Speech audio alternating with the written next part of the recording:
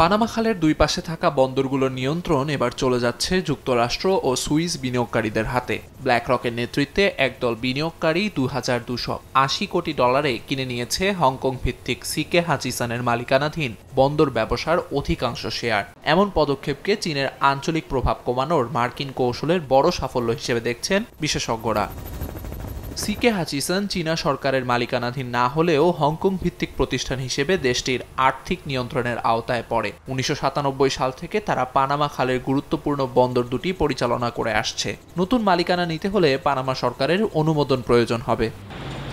Panama খাল Atlantic ও প্রশান্ত মহাসাগরের মধ্যে সংযোগকারী পথ। বছরে প্রায় 14,000 জাহাজ পার হয় এই জলপথ দিয়ে। বিশ্লেষকদের মতে এই বন্দর নিয়ন্ত্রণে থাকা মানেই আন্তর্জাতিক বাণিজ্যে প্রভাব বিস্তার করা, আর তাই আন্তর্জাতিক বাজারে চীনা প্রভাব কমাতে পানামা খালের ওপর যুক্তরাষ্ট্রের নজর বহুদিনের। প্রেসিডেন্ট ট্রাম্প একাধিকবার এই খালের ওপর পুনরায় নিয়ন্ত্রণ নেয়ার পক্ষে কথা বলেছেন।